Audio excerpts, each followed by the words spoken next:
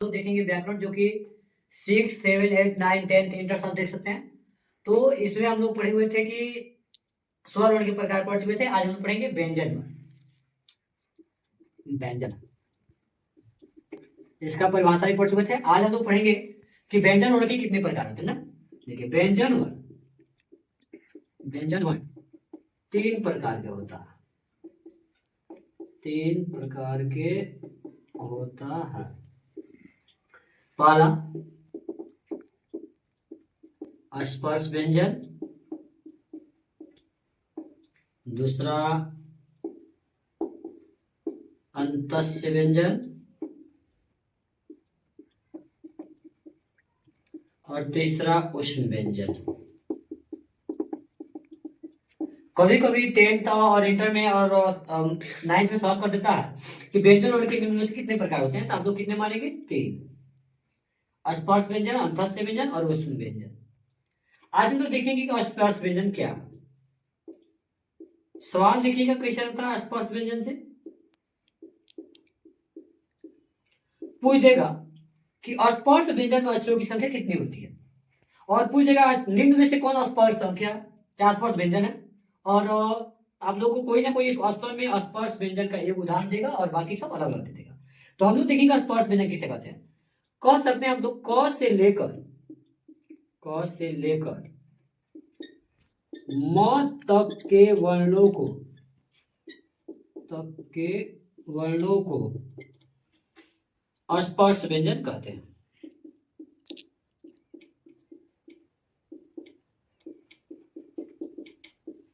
याद हो, एग्जाम्पल में हम लिख सकते हैं क से लेकर म तक के वर्णों को। तो एग्जाम्पल में कवर, चवर, टवर, तवर और पवर। 5 यहाँ, 5 यहाँ, 5 यहाँ, 5 यहाँ, 5 यहाँ, मतलब कि क से लेकर अंग तक, च से ञ तक, तब 5, 10, 15, 20, 25। तो सवाल करता है कि स्पर्श व्यंजन में अक्षरों की संख्या कितनी होती है। ठीक है, तो हम लोग कहेंगे कि स्पर्श व्यंजन में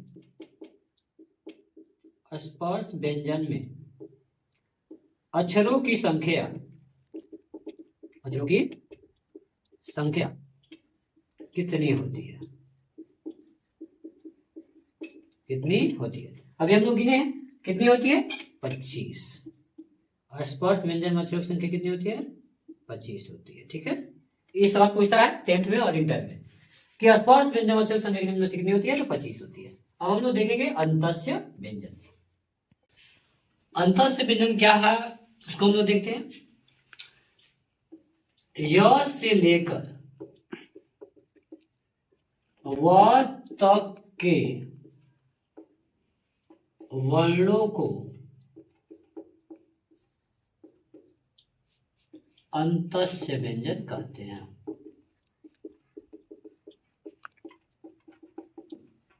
ठीक, कितना इजी है। य से लेकर व तक के वर्णों को हम क्या कहते हैं, अंतस्य व्यंजन कहते हैं। एग्जाम्पल में देखेंगे हम लोग, जैसे य, र, ल और व। तो देखिए, तो अंतस्य व्यंजन में अक्षरों की संख्या कितनी होती है, 4। तो कभी कभी बोर्ड में पूछ देता है 10th और इंटर में कि अंतस्य व्यंजन में अक्षरों की संख्या कितनी होती है, तो 4 होती है। ठीक है, और य से लेकर व तक के वर्णों को क्या कहते हैं, अंतस्य व्यंजन कहते हैं। अब हम लोग देखेंगे उष्म व्यंजन।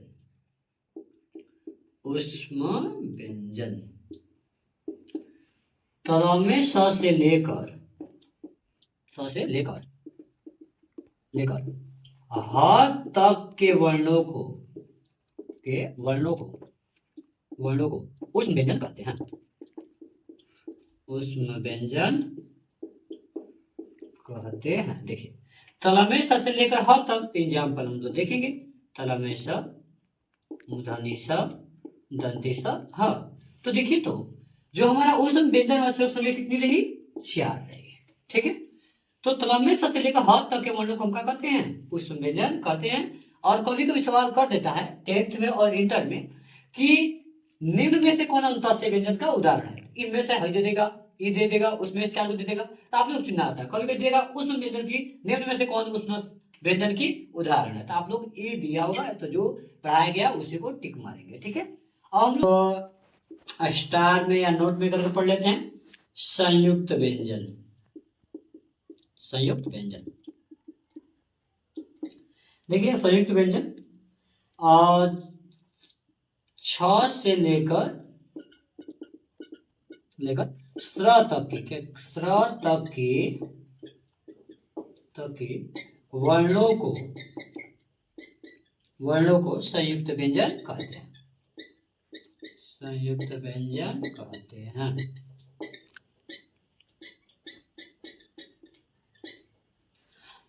छ से लेकर स्त्र तक के वर्णों को क्या कहते हैं? संयुक्त व्यंजन कहते हैं। एग्जाम्पल देखें लोग, जैसे छ, त्र, अज्ञ और स्र। तो इसके मतलब संयुक्त व्यंजन में भी अक्षरों की संख्या कितनी होती है? 4 होती है। ठीक है। और ये मेरा 3 इंपॉर्टेंट है। कभी कभी मैट्रिक और इंटर में भी सवाल पूछ देता है कि संयुक्त व्यंजन में अक्षरों की संख्या कितनी होती है? तो कितनी होती है? 4 होती है। चाहे संयुक्त व्यंजन निम्न में से कौन संयुक्त व्यंजन है, तो इन चारों को देखेंगे, कोई एक हो भी करेगा। ठीक है। तो आज जो व्यंजन का प्रकार था वो खत्म हो गया। अब हम आगे अगले टॉपिक में देखेंगे फिर व्याकरण और ज्योग्राफी। व्याकरण और ज्योग्राफी क्लास इसी में चलेगा। ठीक है।